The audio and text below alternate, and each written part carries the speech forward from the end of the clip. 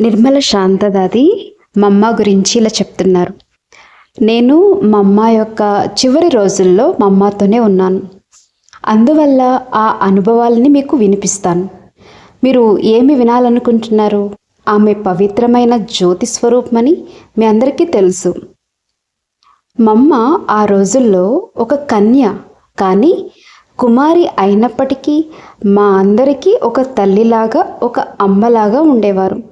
సాధారణంగా మమ్మ స్వభావం చాలా గంభీరంగా, ప్రశాంతంగా ఉండేది.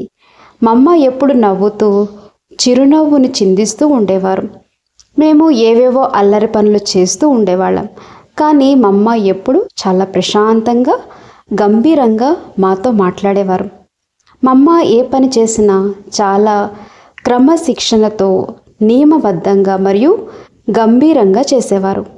ఆ సమయంలో మమ్మల్ని ఎంతో ప్రేమతో పాలన చేశారు. అందుకే నేను మమ్మను మమ్మ అని కాకుండా ప్రేమతో అమ్మ అని పిలిచేదాన్ని. అలా మమ్మ అందరికీ మమ్మ అయిపోయారు. మమ్మ ఎంతో గంభీరమైన, ప్రశాంతమైన స్వరూపం మరియు సదా హర్షితముఖి.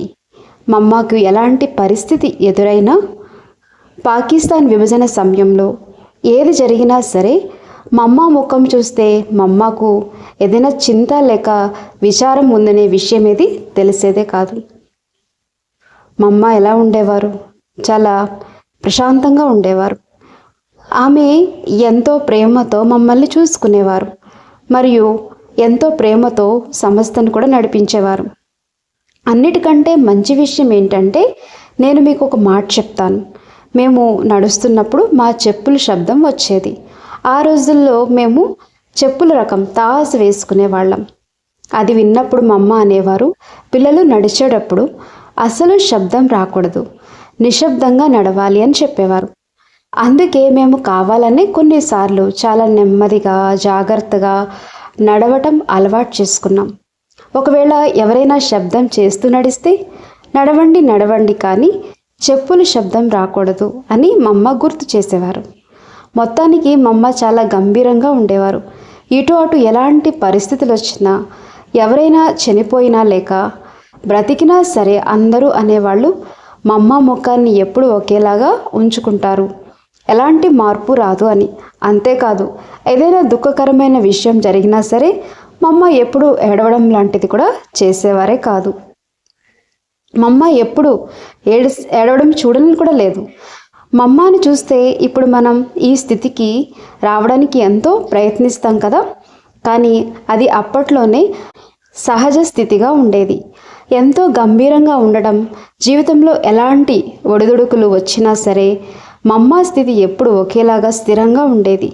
మమ్మ మొదటి నుండి పూజలు చేస్తూ భక్తి మార్గంలో ఉంటూనే ప్రారంభం నుండి కన్యాకుమారి వరకు మరియు బీహార్ వరకు వెళ్ళి సేవలు చేశారు.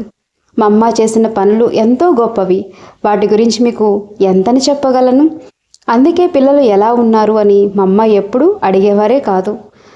ఆ మమ్మ ఎంతో గంభీరంగా ఉండేవారు. బయటికి ఎలాంటి పరిస్థితులు ఎదురైనా సరే నేను గ్రహించినంత వరకు మమ్మ ముఖంలో ఎప్పుడు ఒకే రకమైన ప్రశాంతత ఉండేది. ఏవైనా చిన్న చిన్న విషయాలు ఉన్నాయనుకోండి, అవి ఏవైనా జరిగినా సరే మమ్మ ముఖంలో ఎప్పుడు ఎలాంటి మార్పు ఉండేది కాదు. ఇక్కడ ఇంటర్వ్యూ చేస్తున్న వ్యక్తి దాదీజీని ఒక ప్రశ్న అడిగారు.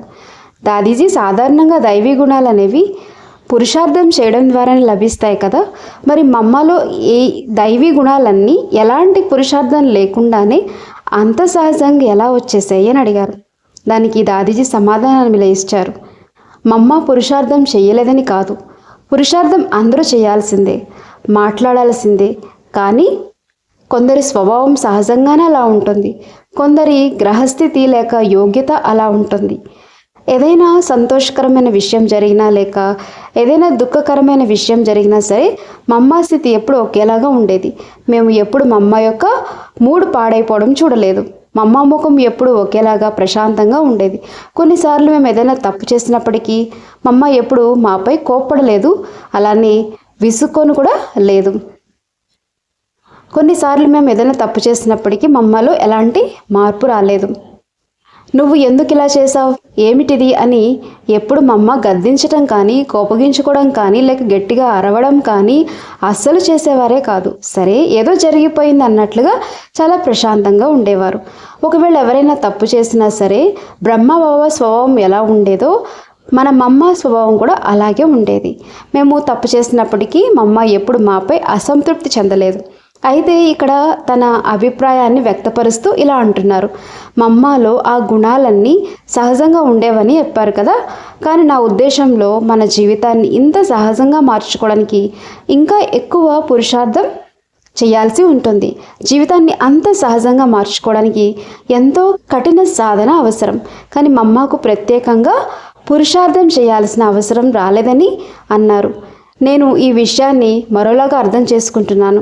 బ్రహ్మబాబా ఇచ్చే శిక్షణలను మా అమ్మ వెంటనే తన జీవితంలో ప్రాక్టికల్గా ధారణ చేసేసేవారు. బాబా మా అమ్మకు ఏ విషయానైనా రెండవసారి చెప్పాల్సిన అవసరం వచ్చేదే కాదు. నేను పురుషార్థం చేస్తున్నాను కదా, పురుషార్థం చేసేటప్పుడు తప్పులు జరగడం సహజమే కదా అని ఎప్పుడు తన తప్పుల్ని సమర్థించుకోవడానికి ప్రయత్నించేవారే కాదు. దానికి బదులుగా బాబా చెప్పిన విషయాన్ని వెంటనే తన జీవితంలో ఒక గుణంలాగా మార్చుకునేవారు. అందువల్లనే మా అమ్మ చాలా త్వరగా అంతా సహజ స్థితికి చేరుకోగలిగారు. నిజానికి పురుషార్థమైతే చేయాల్సిందే, అది మర్చిపోవద్దు. దాన్ని బట్టే కదా సాధన లేకుండా అంత ఉన్నతమైన పదవి ఎలా లభిస్తుంది. మరి ఇందులో బాబా పాత్ర ఏమిటి అంటే, ఒకవేళ ఒకరిలో ముందే దైవీ గుణాలు ఉంటే బాబా శిక్షణలు ఇవ్వాల్సిన అవసరం ఉండేది కాదు కదా. బాబా ఈ గుణాలన్నింటినీ ఎంతో సరళంగా నేర్పించేవారు. బాబా దగ్గర ఉన్న విద్యార్థుల్లోకి మా అమ్మ ఎలాంటి వారంటే, బాబా చెప్పిన విషయాన్ని అందరికంటే ముందే గ్రహించి వెంటనే దానిని తన జీవితంలో ఒక భాగంగా మార్చేసుకునేవారు. కానీ చాలామంది ఎలా ఉంటారంటే, వారికి ఒక విషయాన్ని పదే పదే మళ్ళీ చెప్పాల్సి వస్తుంది. ఒక పాత సంస్కారాన్ని మార్చుకోవడానికి ఎన్నో సంవత్సరాల సమయం కూడా తీసుకోవడం జరుగుతూ ఉంటుంది. ఏదైనా పాత అలవాటు ఉంటే దాన్ని వదిలిపెట్టడమే లేదు. కానీ మా అమ్మ పద్ధతి అలా ఉండేదే కాదు. బ్రహ్మబాబా ఏది చెప్తే దాన్ని వెంటనే తన జీవితంలో ఆచరించేవారు.